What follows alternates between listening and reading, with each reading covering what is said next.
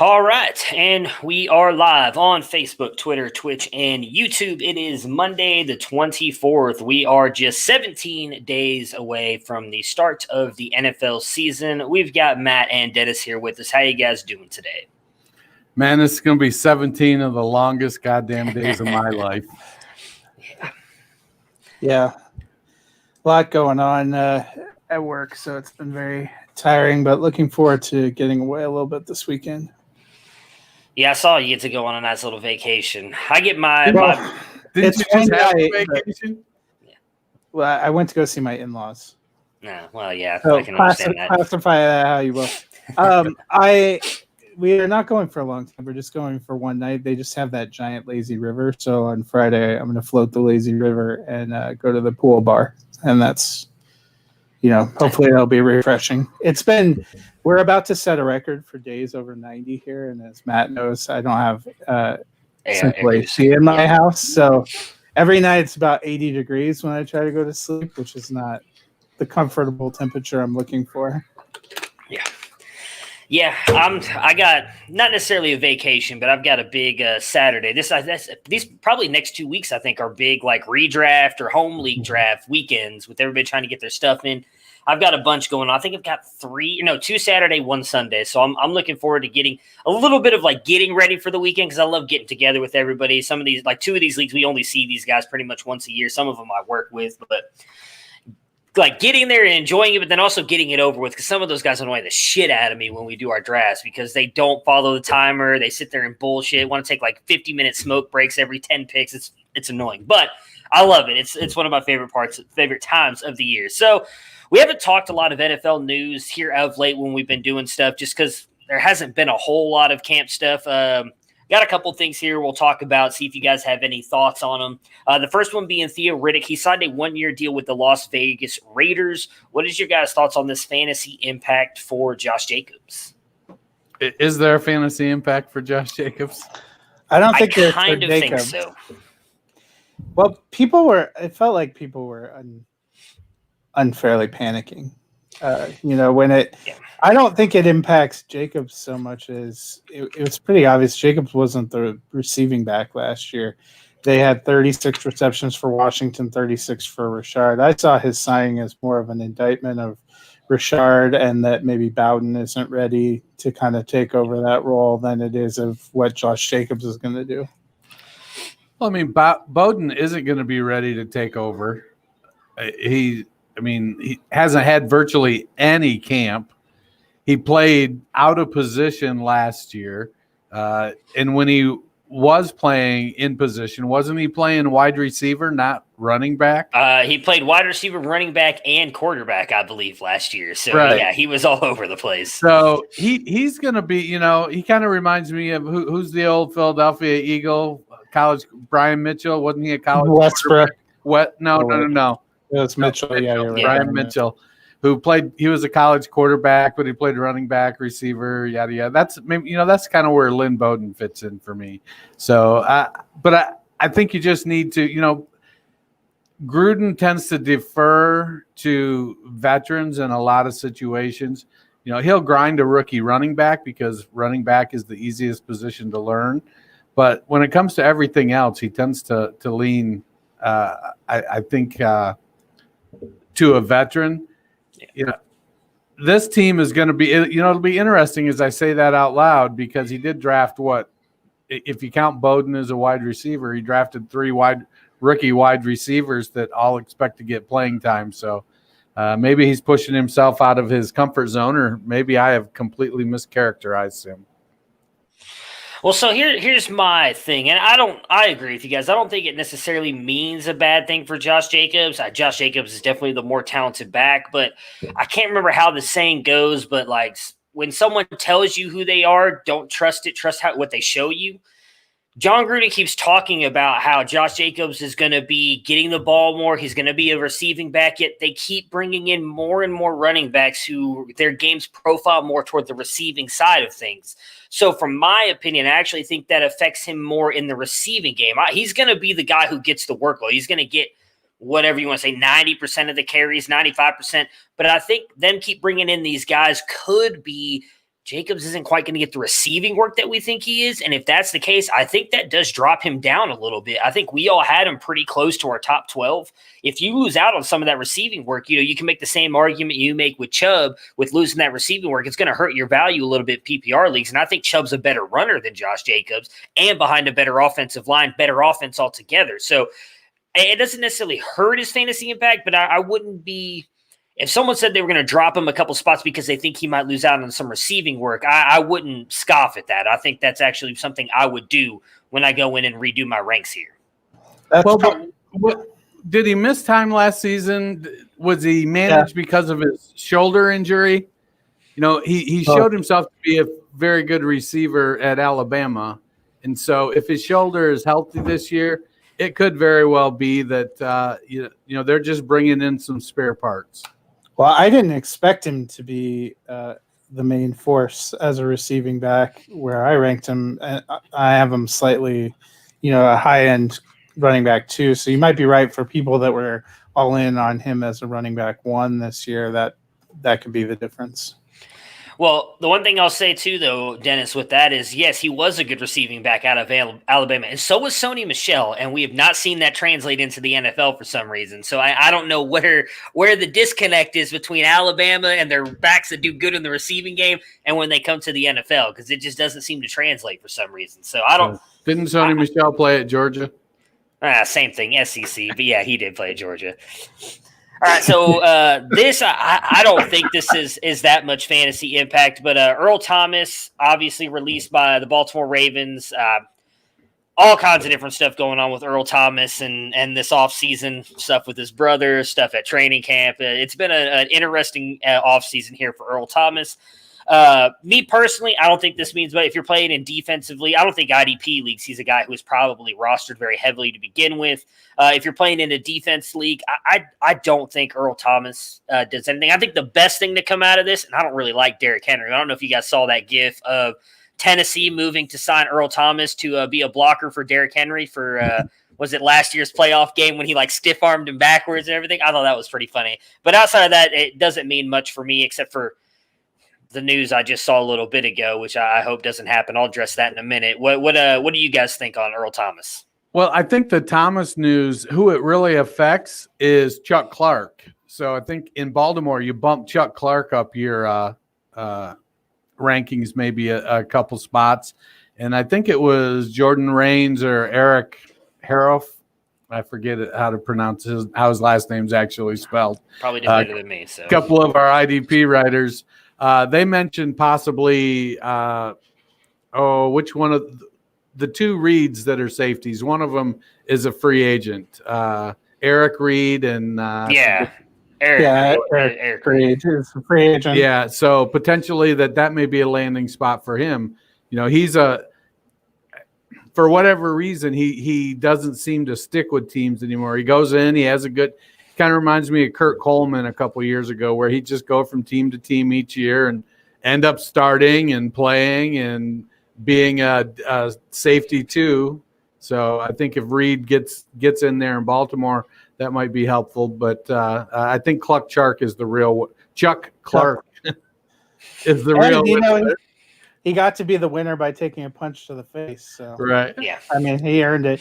The NFL Network this morning also said that they've been working with Jimmy Smith at safety some this offseason because he's basically their fourth corner. I think you're right in terms of this is not as much a fantasy probably impact as it could be a real life NFL impact. We'll be curious to see where Thomas goes. Yesterday, they said the leading contender, if he was released, which he was, would be the Dallas Cowboys, which would be kind of interesting to see if he goes there, to see if wherever he goes, if he can mesh personality-wise, because he basically played his way out of Seattle.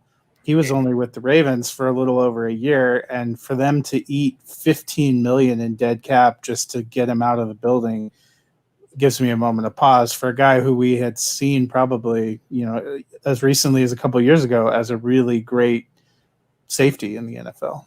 Yeah. Well, see, and that's what scares me because the news coming down today too is that the Browns might take a look at him now. They're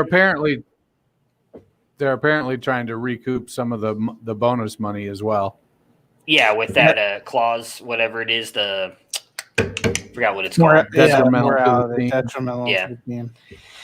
But yeah, Those yeah. So sometimes work, sometimes don't work. But the basic thing is you don't release Earl Thomas unless you're fully prepared to, if you have to eat $15 million in dead cap. And that seemed to be what they said was, it's worth it to us to take a massive cap hit to get this guy out of the building. That's a bit of a concern. I understand your concern. It's definitely something to think about. That can throw the chemistry off on a team. That's probably the Ravens fancy themselves a contender again, as they were last year. So they're more worried about chemistry than they were about his contribution. I think you got to be looking at a team that wants to make a splash, that's going to take a chance, which Cleveland sadly almost makes sense because they had a disappointing couple of years. And they've got a ton of money right now as well. There was a lot of talk that they might try and throw like a 1 or 2 year deal at him, and it sucks to see Delpit go down as well, man. They've had bad luck with injuries this year. Losing Mac Wilson and now Delpit as well is not well, the other killing reason, a lot of the fun that I had for the start of the season. The other reason you might think that Cleveland would appeal to Thomas is he gets to see Baltimore twice. See his buddy Chuck Clark twice. Yeah, that'll be interesting. All right, last one before we get to our NFC predictions. Unfortunately, Cole Mcdonald was released by the Titans. He was a guy I know Dennis was high on throughout the process. I thought he might have a chance to be the guy behind Tannehill, but they did. Did they sign Trevor Siemian? Is that what you? It was a corresponding move. They signed Siemian. Gotcha. So they sign Siemian. I mean, is anybody like going out to their waiver wires and picking up Siemian in case Ryan Tannehill gets hurt again, which we know he has gotten injured in multiple seasons? That was the appeal for me of McDonald. I had a bunch of shares I had to go through and clean out because, who knows what's even going to happen now. But obviously, I think that must be their thought is if Tannehill goes down, we're not giving it to him. Yeah. Dennis, any thoughts on your boy before we move on to NFC predictions? Nah, he'll end up on a practice squad somewhere and probably even in Tennessee. Yeah. He was coming from a run and shoot offense style, very wild offense, and really was a guy who needed all of the offseason work he could get, and there just wasn't any offseason work with COVID. And so I think we're going to see a lot more people, a lot more players suffer the same fate. Some of the guys that were maybe trying to make their way back, some of the fringe rookies that, in years past would make a team on special teams are going to suffer this season. Well, what's interesting is they had talked earlier that they were going to try to negotiate that maybe anyone that was a 5th round pick or later, you could release to your practice squad without having anybody take them from you, because that was going to be the kind of group that suffered the most, because those lower round rookies, you really kind of got to see them play and see reps to see who you're taking a chance on. Practice squads are 16 this year, so you should expect more of those kind of fringe guys to get a chance to sign back on practice squad. I was just curious that they decided to part ways with him at this stage and not closer to the end when everyone has to cut down. All right, so let's jump into the NFC and start with the NFC East. Sorry, I just got distracted there with that. My bad. I'm very bad at multitasking. All right, so the NFC East, I'll let Dennis, you're first here on the sheet, so go ahead and give us a breakdown of how you have the 4 teams finishing here in the NFC East, and then give us your bold prediction. Or no, let's go. Just prediction. Mess this up. Yeah, prediction. Well, I have the Cowboys winning the East with a 10-6 record. Eagles and Giants both at 7-9, and Washington coming in at 6-10. I think Dallas could lead the NFL in fantasy points for offensive players this season. And I like Darius Slayton to be the Giants leader at the wide receiver position. You got a bold prediction for the Eagles or Redskins or no? Just prediction. No. Just predictions. Well, I'm giving my bold predictions. I worked hard on those, so I'm going to give mine. So, all right, Matt. So, Dennis, you had it Cowboys, Eagles, Giants, Redskins. What about you, Matt? What did you have ended up here with the NFC East? Yeah, I have the Cowboys winning 11-5, Eagles 9-7, Giants and Washington both 4-12. Almost slipped and gave their old name. This is really going to take some getting used to. Predictions. For Cowboys, I don't think Blake Jarwin finishes top 24 tight ends. For the Eagles, I think Rager ends up as their best wide receiver, but their fourth best pass catcher behind both tight ends and Miles Sanders.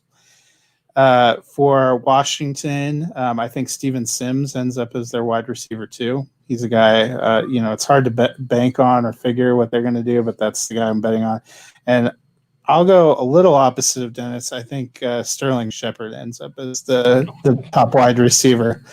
Maybe actually makes it through 13 games. I like it. Matt, you and me are kind of similar on a couple of these. I'm actually kind of surprised how high you had some of your teams here, Dennis. I was not expecting the Giants and Washington to be as high for you, but I had the Eagles winning the division at 10-6, and the Cowboys also making the playoffs at 10-6. As I was explaining to Matt and Dennis before we actually started recording, I had 3 teams all in the mix here in the last week of the season, and the Cowboys getting their last game win with them beating one of the other teams on here, I guess, was what kind of shifted the narrative of them making it into the playoffs. But it was a close little thing here between 3 teams here. For me, I have the Giants finishing at 5-11 and Washington going 3-13 and finishing as the worst team actually in the NFC. My bold predictions for the NFC East, I have Jalen Reagor will be the best wide receiver, but none of the wide receivers will finish with 1,000 yards. Michael Gallup will lead the team in yards and catches. Saquon Barkley rushes for 1,600 yards, and Sterling Shepard finishes as the best wide receiver. And then Terry McLaurin gets 1,300 yards and just 5 touchdowns. So that was kind of my thoughts there for the NFC East. So going into the NFC West, I'll kick it off here first. I was very high on the NFC West. Matt kind of connected us to this website where you can go through and pick all the games. And I did this probably 10 times because I kept ending up with all 4 teams in the NFC West making the playoffs. Finally kind of settled on this one. I don't love it because I really do think the Rams are going to make the playoffs, but I don't have them in this one. But I've got the 49ers winning the division at 13-3. The Seahawks finishing at 11-5, also making the playoffs, and then just on the outside, the Cardinals at 10-6, and the Rams at 9-7. My bold predictions: I think Coleman will lead the team in carries for the 49ers. For the Seahawks, I think Metcalf will outproduce Lockett in yards and touchdown. I have Kyler Murray finishing second in the MVP race. Was going to pick him as my MVP, but because they didn't make the playoffs, I don't think it happens. And then Goff will throw for under 4,000 yards, which he has not done yet since being in the NFL. You got whoever wants to go next. Doesn't matter. Yeah, I'll go next. So I have the Seahawks at 12-4, winning the division. 49ers 11-5. I had the Rams at 9-7, and then I had the Cardinals at 4-12. So you and I definitely on opposite trains of thought. So I guess for predictions for the Seahawks, I'll say DK Metcalf ends up with more receiving yards and touchdowns than Lockett. For the Rams, I'm going to go with Darrell Henderson being their leading rusher. Interesting. For the 49ers, I'm going to go with Kendrick Bourne having the most touchdowns among wide receivers.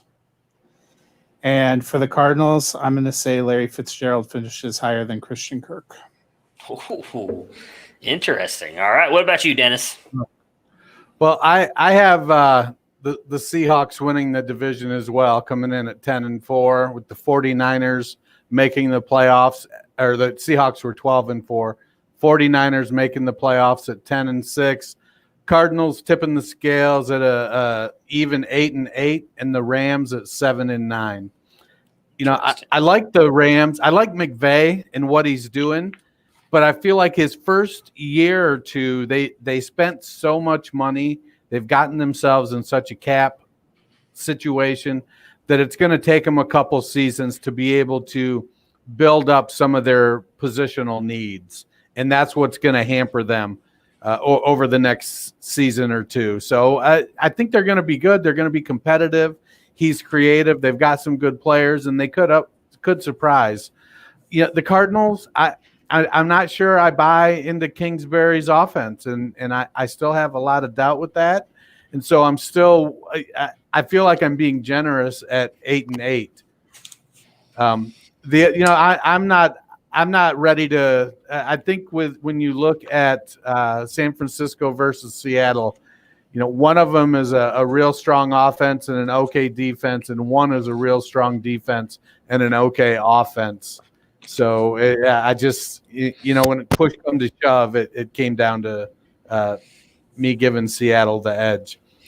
For a couple bold predictions or a couple predictions, I don't think any running back is going to get over 700 yards for them. I think they're going to end up throwing the ball more because they are going to have some people put some points up on them, and so they're going to have to try to move the ball through the air. So, and they spread it around. I'm not sold that Mostert can stay healthy, or that Coleman can stay healthy, or McKinnon can stay healthy, or that Jeff Wilson is good enough on a week-to-week basis if it ends up being him. And I think Gerald Everett is going to outscore the wide receiver 3 for the Rams. I think he's going to have a decent year.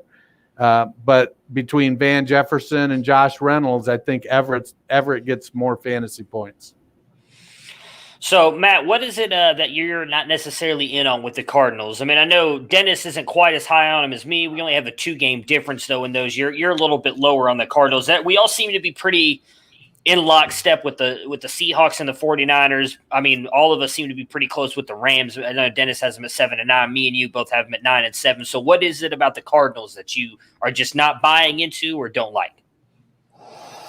I think it was just playing out their schedule and their matchups. I also, having lived through Vance Joseph, they don't even have a defensive coordinator.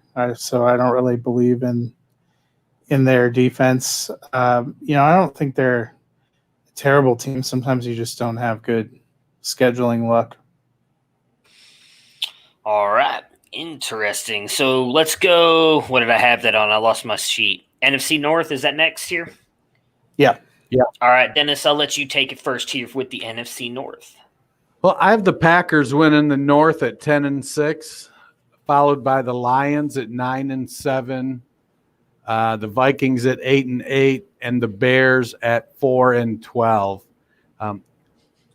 I know that everybody's high on Alan Lazard, but I think that the one thing that Lazard doesn't have that Marquez Valdez-Scantling does is speed. They've got a guy that does what Alan Lazard does, and his name is Devontae Adams, and he does it much, much better.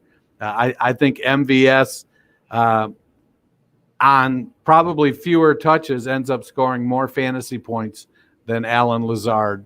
And I think it's going to be the end of the road for Matt Nagy in Chicago. I think the Bears are going to struggle this year. And, that as much as big a fan as I am of David Montgomery, I think he's going to get pinched by the Bears being behind and having to try to play comeback football with a quarterback named Trubisky or Foles. And I don't think that's going to work out great for them. All right. So I had the Lions at 11-5 winning the division, Packers 9-7, Vikings 8-8, and then Bears 7-9. So for my predictions, I think Matthew Stafford ends up top 5 quarterback this year. I'm going to go with Aaron Jones being the Packers' second leading receiver. And I think Mitch Trubisky will start more games than Nick Foles. Interesting. I have kind of almost the same thing on Trubisky there. All right, so For me, I tried so hard to get the Lions in because I do think they take a little bit more of a step forward this year, assuming that Stafford stays healthy. They were the other team there with the Cardinals and Cowboys. It kind of came down to that last game. Cowboys were the ones that slipped in there as the 7th seed. I had the Packers winning the division at 12-4. I'm still kind of all in on this team. I think they've got too much talent on offense and defense for them to take any kind of step back. I still believe in Aaron Rodgers being the guy. So I'm all in on them. My bold prediction for them is Adams gets 14 receiving touchdowns. I don't think they have anybody else there that's going to do anything. I think it's going to be heavily Aaron Rodgers, Adams, and Aaron Jones. So the Lions coming in, though, at 10-6, again, just missing the playoffs. My bold prediction for them is Swift is going to rush for 1,000 yards and 7 touchdowns. I'm big on Swift this year. I had the Bears coming in third at 5-11. I have Trubisky starts 10 games for the Bears. I don't think that they're going to go to Nick Foles like many do think that they're going to. And then I had the Vikings finishing at 4-12. Not necessarily a bold prediction, just after the season is over, they seriously regret giving Mike Zimmer that extension. That's kind of my prediction for the Vikings. I think that was kind of a bad move, in my opinion, on their part. And I think the Vikings seem to be like an every other year team, and they made the playoffs last year, so I think this is the year they take a little bit of a step back. Hurt me to do that too because I love myself Captain Clutch Kirk Cousins, but I couldn't. I tried to give him more wins and I just couldn't. I couldn't do it. So let's finish it up here with the NFC South. I guess I'll go first here. So I had the Saints winning the division at 12-4. I have Emmanuel Sanders getting more touchdowns than Michael Thomas. That's kind of my prediction there for the Saints. I have the Buccaneers finishing at 12-4 as well. Keyshawn Vaughn leads the backfield in catches is my prediction. The Falcons finishing third at 5-11, likely spelling the end for Dan Quinn there. Unfortunately, I think my prediction is not Riley Ridley. He's not that good at all. Calvin Ridley finishes as a wide receiver 3 for fantasy this year. Riley Ridley would be the boldest. Yes, it would be. That would be a bold prediction as well, him finishing as a wide receiver 3. Yeah. Calvin Ridley finishing as a wide receiver 3 this year. A lot of people are very high on him. I'm not as high on him as others, obviously. And then Carolina finishing at 3-13 with Curtis Samuel coming in as a low-end wide receiver 2. That is my prediction for the Panthers. Go ahead and take it away, Matt. All right, I have the Saints at 12-4, winning the division. Bucks at 9-7. Falcons 8-8, and then the Panthers at 5-11. So my bold prediction, I think Alvin Kamara has a 1,000 season, 1,000 rushing, 1,000 receiving. I'm going to go with for the Bucks. I almost don't want to say it, but Ronald Jones has his first 1,000-yard season. I figure once I became the highest to draft him in Scott Fishbowl, I just have to latch my star to that wagon. So I've just given up. I've apparently become you, Matt. So Falcons, I think Todd Gurley will finish top 15 among rushers. And for the Panthers, I am picking Teddy Bridgewater to finish outside of quarterback 2. Below quarterback 2. Wow. That's going to hurt Matt's Curtis Samuel. Yeah. Wide receiver 2 numbers. It's funny too, really quick, because I've obviously been all in on the Carolina Panthers offense, and yet I could not find more wins to give them. I kept trying and trying. I was like I wanted to try and get them to like 5 or 6, which I could see. But the more and more I did it, the more and more I had them right around that like 4-12, 3-13 range. But you know what? Well, I think that's going to take more than a year to kind of bounce back. They're trying to remake a culture and identity. They basically had to start from scratch on defense. That's going to be more of a killer in the division that they're in with the receivers and offensive quarterbacks they're playing. Well, yeah, they have the worst secondary in the NFL, in my opinion, and you're going up against the Saints and Tampa Bay with Brady and Matt Ryan and the Falcons, so that's not going to help you at all. Yeah, when I was putting their record together, that was really it. I have confidence their offense will be okay. It's not going to be outscore teams and win okay, but it'll put up some numbers. But their defense is going to be atrocious, and that's really what's going to, they're Matt Rule knows it because didn't they spend like all of their draft picks this season on defense? Yes, he knows literally they've got all their draft picks. He knows what the job is. He's looking around going, okay, I got Christian McCaffrey, I got DJ Moore, I got Curtis Samuel, I got Teddy Bridgewater, who'll be pretty good. Yeah, but we don't have shit on the other side of the ball. So Rule knows what the job entails. And he's got the security to be able to spend the capital to get it done. So I came in just like you, Matt, just like you, Fox, at 12-4 for the Saints winning the division. The Buccaneers 9-7, Falcons 7-9, and the Panthers a lowly 4-12. I don't think Kamara is going to come in with 1,000. Honestly, I feel like, to me, that seems like such a stretch because he's going into his fourth season and he's never been close on the rushing side. And I can't wrap my head around it. For the, who did I have second? The Buccaneers. I think Dario Gumbawale scores the most fantasy points for the Buccaneers. I think he is going to end up being that James White in that offense. And that's what Brady is going to, they're going to send Ronald Jones out. Jones is going to flare out. The ball is going to bounce off his hands. Brady's going to wave him off the field. They're going to send Ogunbowale in. He's going to flare out. He's going to catch a pass for 7 yards.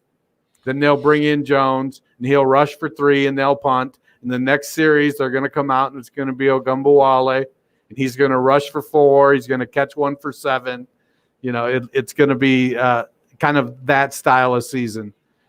He's not as explosive as James White, at least the younger James White, but I think he's reliable when it comes to the passing game. I think Ian Thomas is going to put up 8 touchdowns for the Carolina Panthers. He may not get a ton of yards, but I think their receivers are small, and I think Thomas is going to be the guy when they get the 9 times they get in the red zone and decide to throw it. Thomas is going to be the target. And then I think the Falcons are going to end up with a 49ers style running back split to manage Gurley's knee. I think he only gets about 750 yards, but he's going to rack up a ton of touchdowns, 12 touchdowns, maybe 14 touchdowns. And the touchdowns are what are going to put him up there where Fox said in the RB15 area. It's going to be on the back of those touchdowns. Okay, 2 rebuttals. First, I have liked the Panthers the least this offseason. I cannot believe I'm the one that picked them with the best record on the show. And second, I looked up Kamara. So in 2018, he ran for 883. And last year, with a partially torn MCL, missing 2 games, he ran for 797 yards. Those are pretty close to 1,000. So I hear you saying he has never been close to 1,000. I hear what you're saying. I mean, isn't this his 4th year? Are you just going to completely forget the 3rd year? The first year he rushed for 728 yards. So he's been 700 plus, and he's been 700 or 800 plus in receiving all but 1 year too. So he'll get you your 1,500, 1,600 all-purpose yards. Michael Thomas will have 180 targets and catch 150 balls. It's like Bruning says, he's got Emmanuel Sanders, his best wide receiver too he's ever had there. And but I think you don't think that helps the running game a little bit too, because they're not going to be able to sit up on the line. They have both Thomas and Sanders going outside. Cook actually established himself as a pretty decent tight end. I think all those things can help other people. I agree, and that other people is Latavius Murray. How dare you? All right, so not much really to talk about, I guess, with the Panthers side. We all seem to agree that their offense could be good, but their defense is going to be kind of the downside for them. So the Falcons, none of us have them making the playoffs. Dennis, you have them at 7-9. Matt, you have them at 8-8. I think I had them at 5-11. I was lower on them than everybody else. Yeah, 5-11. So is this the end for Dan Quinn, you guys think? I mean, none of us having them making the playoffs. I mean, did a lot to kind of revive that team at the end of last year with all the injuries, but if I'm assuming he doesn't make the playoffs, we all agree he's out. Yeah. I think so, but I could also see the Buccaneers going 7-9 and the Falcons going 9-7. I could see him pulling it off on the back of Matt Ryan and Julio Jones and Hayden Hurst. I do think it is a little bit like what we had with Garrett and the Cowboys last year. If he doesn't make it, I think they're gonna go a different way because they have enough talent on offense that they should probably be better. Yeah. He's a defensive coordinator. He took over doing the defensive play calls last year, which was kind of what ended up helping them, I think, a little bit with the either that or he gave it up, one or the other. He took over. He took over like mid-year. Yeah, mid-year. Yeah, and that's when they went 6-2. Yeah. But their defense has failed them on a consistent basis since they started, and I think that's probably a bigger indictment. The best thing he has going for him is his players obviously like him. They played hard to try to keep his job last year, but they haven't put it together. They have to be thinking their window is narrowing.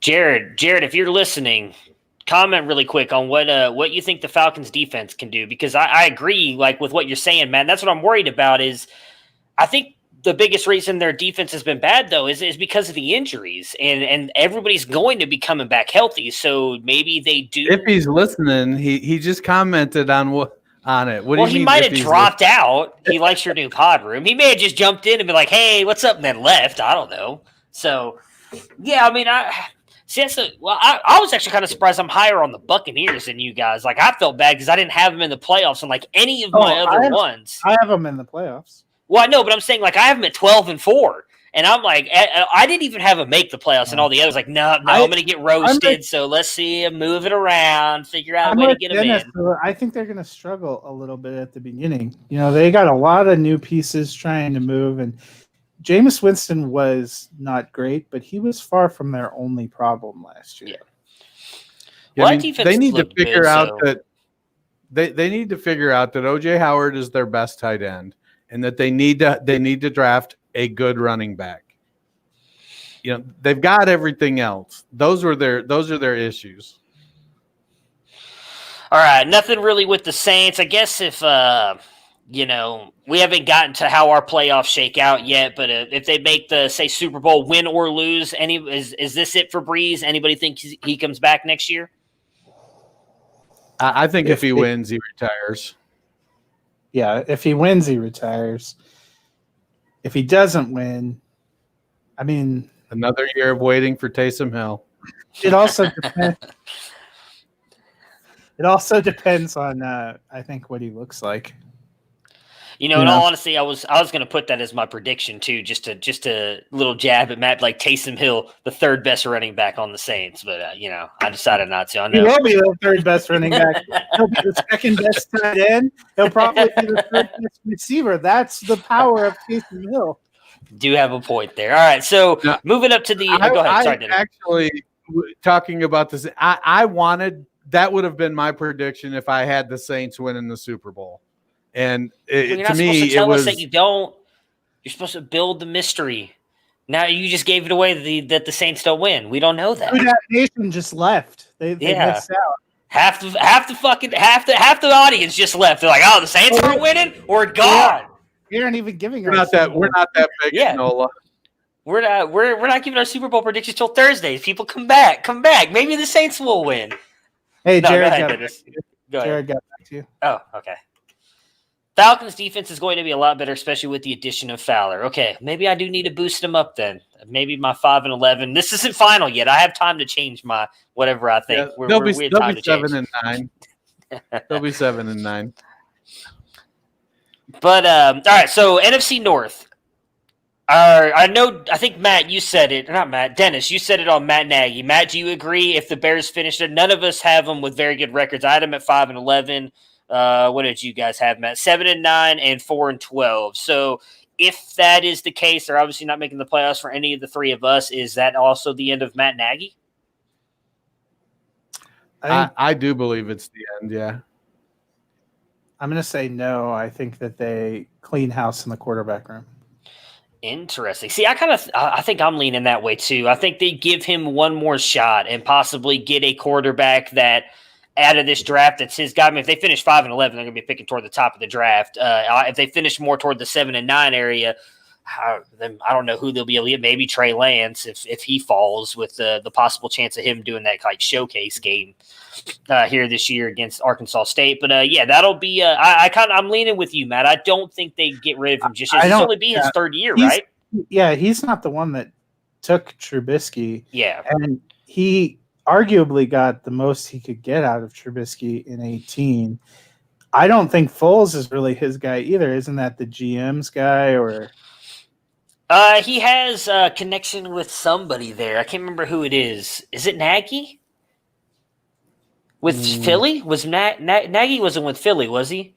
I swore Foles has a connection with somebody with Chicago. That's why they traded him. Nagy was at KC, so Foles was in KC for a while.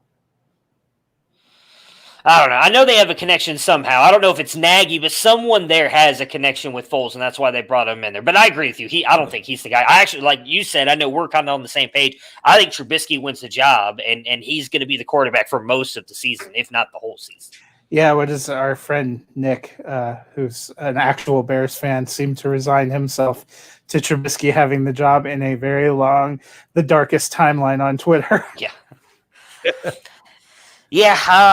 Yeah, I'm not expecting much of them. So you guys both have the Vikings at 8-8. I mean, anything you guys? I mean, I guess Dalvin Cook. You guys think he's back next year? I mean, I saw the report that he's not. I guess they're not going to negotiate or talk about his contract anymore the rest of the season.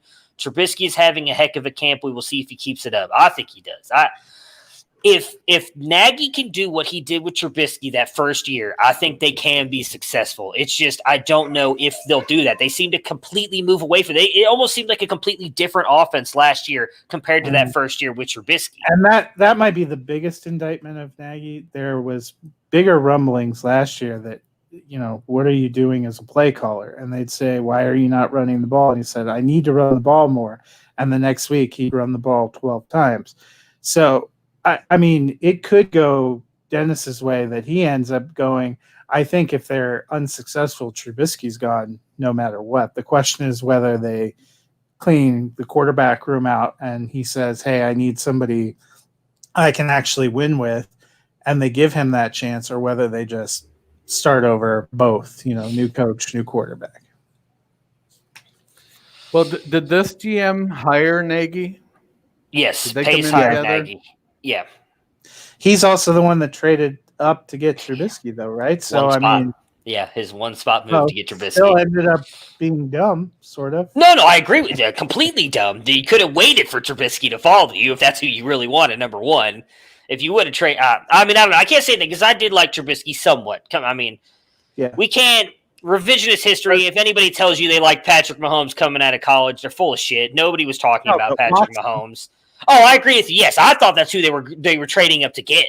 Like, I was pissed when Houston traded up with the Browns, when I don't even remember who the Browns had as their quarterback. And I was like, all right, how the hell did Deshaun Watson fall to the Browns? And then here come the Texans and like, oh, yeah, we'll trade with you. Come up and take Deshaun Watson. Now, granted, we got Baker, and I love Baker, so I'm happy now. But at the time, I was at a bar with a bunch of friends, and I was fucking pissed when that happened because I really thought the Browns were going to take Deshaun Watson. We were going to have our quarterback of the future. So, Vikings, we're just talking about if we're being honest, though, we'd have fucked Watson up by now anyways.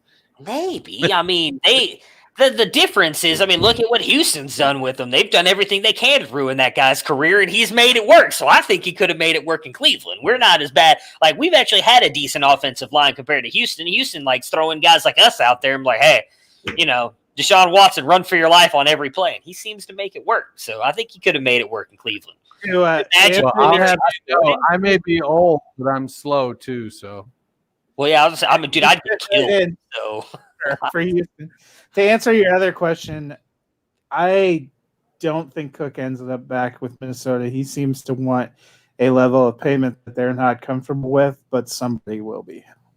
See, I don't think they even have the cap room for it either. I think we talked about this earlier in the season. That's part of their problem. Yeah. Well, Cook is going to have to stay healthy all season and not miss any time. He's not going to be able to afford to get dinged up and leave early, even if he plays the next week. he's going to have to be a workhorse and show them, look, those other things were a fluke. I'm your guy. But even then, the free agent running back stuff over the next couple of years is getting pretty heavy, and we've got some super good running backs coming into the league, rookie running backs. So it'll be interesting to see. I feel like his staying is going to be tied to whether or not Zimmer stays. If Zimmer he got the extension. I think that doesn't mean he stays. I mean, they gave him they finished 4-12 the way that you predict. Well, yeah, that's why my prediction is they're going to seriously regret resigning him to an extension. Like, I think he had a whole another year left on his contract. Like, why don't you just let the year play out? I mean, they haven't been. Was it with the year with Case Keenum? They had that really good year, right? I mean, they haven't been that since bringing even over Kirk Cousins. So I think it's a better quarterback than Case Keenum, but they haven't been that. Here's the other question that I have is we've talked about this kind of unprecedented offseason, and what's going to be kind of an unprecedented season is likely to help some players, especially younger players, get something of a pass. I personally sort of wonder if it's going to give some of these borderline coach situations a pass. Does a Matt Nagy finish 7-9, and there's a lot of frustration, but it's also, you got me Foles, but I didn't get to talk to him until August. I didn't get to put him on the field until it was already counting against me. So how can you hold this against me? People that were trying to rebuild or trying to retool, do you get more grace, because of that? It's, the Zimmer thing, what I feel like some coaches are going to get some grace and some are not. Zimmer, I don't think is going to, because he's been there a long time. If they go 4-12, Rick Spielman is going to have to fire him to save his job. And so to me, Spielman will make that change to try and keep his job. But that's where I think some of these like first year coaches and stuff, we've seen the last couple of years, guys come in and they've only had one season. Or like, let's say the Cardinals end up where I had them, where they bomb out again. I actually think they may give Kingsbury grace because they're trying to turn some stuff over because they're in a competitive division. Whereas, if it was a normal year, we saw obviously, Kitchens underperformed in 1 year with a team where people had questions about his play calling, and you're gone. I think Kitchens had a hell of a lot more questions than his play calling. A little bit of a special circumstance. It's kind of like, because you don't see it that much. I mean, how many coaches have really been fired after 1 year? You had Freddie Kitchens. I know was it I know the 49ers guy, and I can't think of what his name is. Chip Kelly, Jim Thomasula. Yeah, Thomasula. Well, Chip Kelly. But see, Chip Kelly and Freddie Kitchens have been put in the same group in the fact that they just were horrible. I don't think Thomasula was the guy they wanted, and I think that's why they fired him. So I don't – Kingsbury, I mean, I could be wrong. I do buy into his offense a little bit more than others. I think he's safe regardless. I think when they came in there, they said they wanted him. They knew the Cardinals were going to be a little bit of a work in progress. It was not a team that was going to turn around right away. I don't think he's got anything to worry about. Here's a guy that I do have a question for. Is you guys both have the Lions finishing at the top of the division. So Matt Patricia is a guy that's on the hot seat. They've kind of come out and said it beforehand. So if he does win and make it into the playoffs, obviously I would think his job is safe. But if he doesn't, and say they finish like what I have, 10-6, still a really good record and just missing the playoffs, do you think he gets fired then? Or do you think he kind of gets that grace period? Yeah, at 10-6, I think he's safe. Yeah.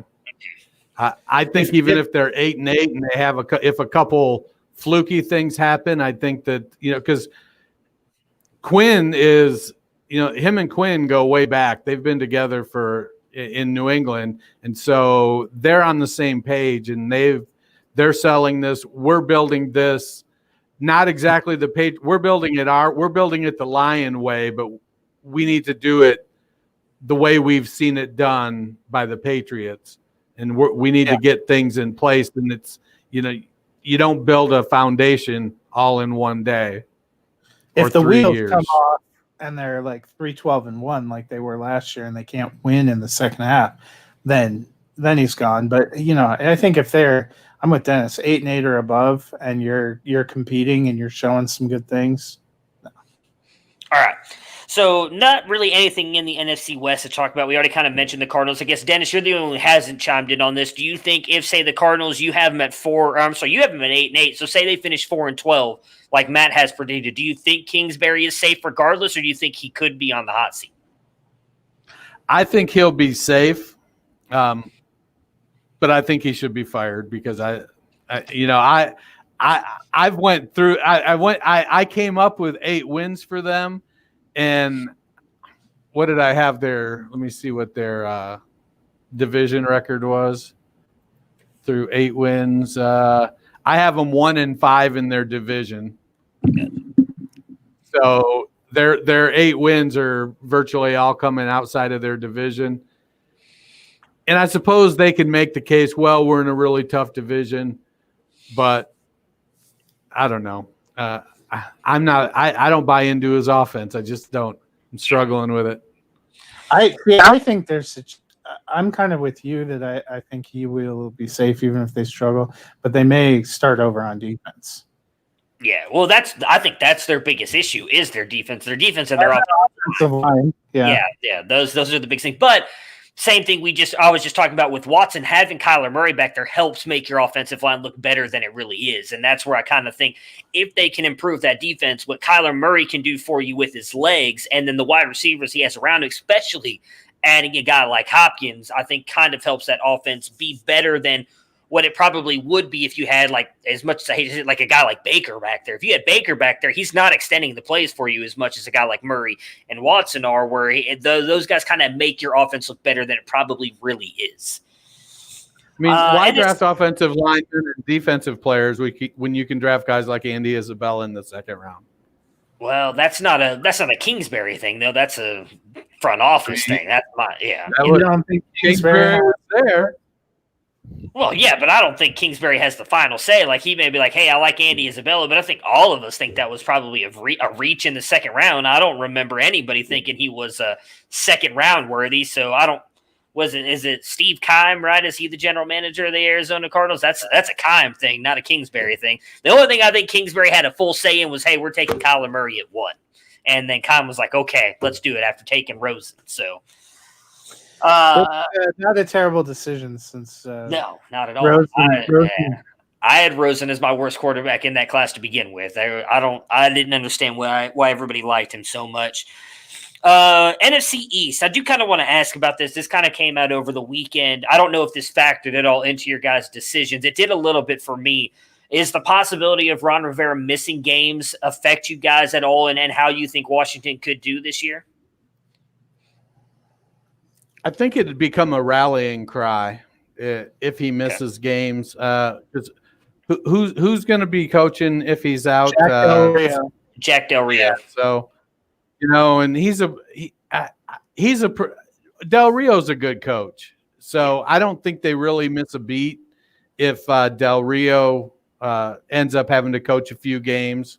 I don't know. I like the way where the Redskins are headed. They've got a strong defense, so they could potentially. Which one of us was going to go hit the old name? He said, gotcha. I like them as a team and the way they're growing. They've got they've got some real good pieces on defense, and with Haskins and McLaurin, Steve Sims. I was bummed to see Harmon get injured, but if Antonio Gandy Golden can come out and be what we think he is, Bryce Love, I'm not sold on Gibson. I'm going to have to see that happen before. I'm not going to have him on any teams because I'm just not willing to pay up for him at this point. So, but I feel like they've started a process now. And they're going to be a couple years, and Rivera can manage that process without running things 20 hours a day on a day-to-day basis. He can still manage that stuff. So they may have to bring in somebody, another real strong defensive coach if Del Rio has to step up on a semi-regular basis. But I like where they're going. Yeah, I think they have some good young players. I don't think that they were going to be a winning team regardless. It's kind of sad what happened to Rivera. I actually think they have a pool of potential options at running back, a pool of potential options at tight end, a pool of potential options at wide receiver. Other than Terry McLaurin, I don't think anybody has like a firm position. I feel like a lot of the season is going to be trying different combinations and seeing who's going to end up emerging to be that kind of team going forward. They have some good young talent on defense. They are a team that's going to take much more than a year to change the culture. There were a lot of problems before Ron Rivera got there. The organization has done everything humanly possible to dump on him this offseason. I mean, it's amazing the kind of things that they've had to go through. And it's even spilled over onto the field. Like, if you're thinking you have a potential talent like Darius Geis, who's going to be a guy that you can pour into at running back, and then you have to jettison him. And that was definitely the right decision. That was, you needed to go. But now you have more probably questions than answers. You still have Adrian Peterson there. He's definitely not your long-term solution. You signed a host of players that made most of us chuckle, and like the Peyton Barbers and J.D. McKissicks of the world. Bryce Love, can he come back? Can he be anything? Antonio Gibson, what can he be? I think this is going to be kind of a finding your way season that might bear fruit in 2021 or 2022. Yeah, that's kind of why I had them so low. Like, I love their defense. They've got so many good pieces on that defense. And I think having Rivera and Del Rio there is going to help kind of mold that defense into a really good defense. I don't think Washington's going to get blown out in a lot of games. I actually think they're going to be able to keep games close. What worries me is kind of what you were just mentioning there, Matt, is I know Terry McLaurin's good. I think AGG is good. I think Steven Sims is good. They don't have anybody at tight end. I was hoping to see Kelvin Harmon out there. I think Bryce Love can be good. I don't trust anybody else in that running back field. Like, I get Adrian Peterson was good last year, and he's an Hall of Fame talent and a phenomenal running back who doesn't seem to age at all. He's eventually going to not be able to like run and do what he's been doing. And that could happen this year. Maybe it doesn't. I don't know. But that was kind of, for me, their offensive line is horrible. That worries me about Dwayne Haskins. Kind of the same thing I was just saying about Baker a minute ago is Dwayne Haskins is not going to buy you much time. So he's going to have to rely on AGG, Terry McLaurin, Steven Sims to get open quickly because they don't have the offensive line to protect him, and he's not going to do much to avoid those tackles. So I'm with you. I do think that they could be competitive next year if they're able to kind of figure out that offensive line a little bit, because that defense is going to be good. I believe in Dwayne Haskins, Terry McLaurin, and if AGG or Steven Sims steps up and kind of becomes that other guy, that beta to Terry McLaurin's alpha, then they are going to have a good offense, in my opinion. They just need to figure out that offensive line. Well, I just pulled up a quick mock draft from Draft Site, and they have Washington taking Penei Sewell out of Oregon, an offensive tackle in the first, and Creed Humphrey, a center from Oklahoma, in the second next season. So there you go. If Washington, let's play mix and match this season with the skill positions and see what kind of depth we really have. Are we going to, McLaurin coming out, there weren't a lot of people hanging their hat saying this is a blue chipper. If they can hit on a couple, whether it's Love or whether it's Gibson or Gandy Golden, then maybe that gives them those pieces to be able to, do Carolina and draft 2, 3, or 4 offensive linemen next season and really bolster that.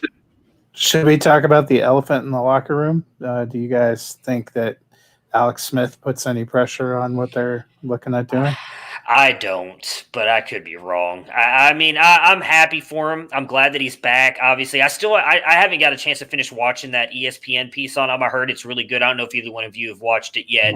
but I heard it's really good. I want to finish watching it. So far, it's been good. I don't like some of the pictures they show of the dude's leg. I'm not good when it comes that's to the one where his leg looked like the body's exhibit. I'm not good with stuff like that, so it's not easy to watch for me. But no, I don't. I could see him winning the backup job for sure, and I do think that they'll give him a shot to get on the field and possibly do some stuff. But and again, this may be some Buckeye homerism here. I don't think Haskins is good. I think he's showing a little bit now of it with some of the stuff that they've been posting of what he's been doing in camp. I think he was screwed last year with a coach who didn't want him. When they threw him out there, he wasn't given any chance to succeed. I think this is going to be a year. Ron Rivera does seem to believe in him. I don't see it with Alex Smith. I could be wrong, but I don't see him being any kind of real threat to Dwayne Haskins. I concur. All right, so let's run through our playoffs really quick and let's get out of here. Dennis, I'll let you go first. Kind of give us how your seedings worked out and then who gets up to making it to the Super Bowl for the NFC. Well, let me get my thing back up. Okay,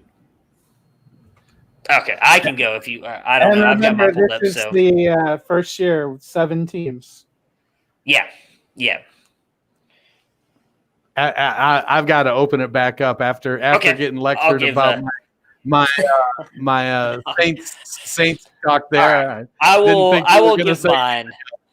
I will give so I have the 49ers as the 1 seed, the Saints as the 2 seed. I have the Packers as the 3 seed and the Eagles as the 4 seed, Buccaneers the 5, Seahawks the 6, Cowboys the 7. So in the first round, I have Cowboys Saints. I think the Saints beat the Cowboys there. I have the Eagles Buccaneers, the Eagles winning that, and the Seahawks and the Packers with the Seahawks winning.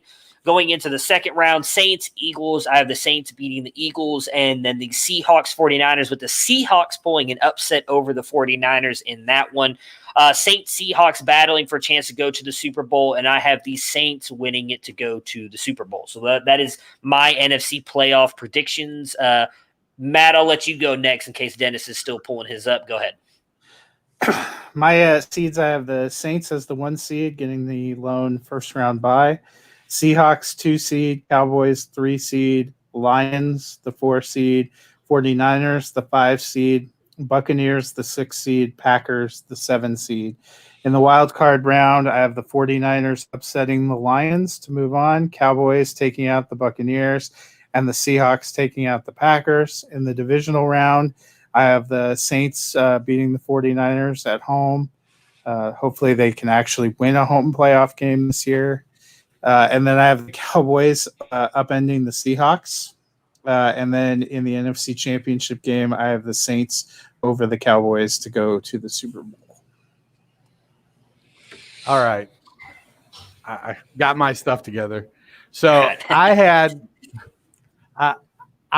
New Orleans getting the 1st seed, Seattle the 2 seed, Dallas the 3, Green Bay the 4th, San Francisco 5th, Tampa 6th, and Detroit the 7th seed, getting in that brand new spot. In the wild card, I have San Francisco over Green Bay, Dallas over Tampa, and Seattle over Detroit. As much as I want to pick Detroit to win a playoff game, being a lifelong Lions fan, I just can't bring myself to do it and then be disappointed. So I'm going to pick them to lose, and should they win, I'll be happy. In the divisional round, I have Seattle, the 2 seed, over Dallas, the 3 seed. New Orleans, who had the bye, I have them beating San Francisco. So pretty chalky for me. Yeah. Well, I think we all went pretty chalky, right? Or what's your championship game winner? The championship game is Seattle at New Orleans, and I have New Orleans going to the Super Bowl. Dennis and I are eerily similar. You and I just had the Packers and the Lions flipped, but then have pretty much the same kind of winners in the first round. And I had Cowboys as the 3 seed beating Seattle, the 2 seed. That was my slightly not chalk. So I think Dennis was right. We don't have any fans in NOLA because all 3 of us are picking them to make the Super Bowl, which means it's not going to happen, and they're probably all pissed off with us right now. Herm has to circle around and wrap his arms Drew Brees in a warm embrace at some point in time. If I'm remembering correctly, I'm pretty sure all of us had them making the playoff or making the Super Bowl last year as well, and then they got knocked out in the first round. So like 4 years in a row, I'm going to pick so, until they win. I don't care.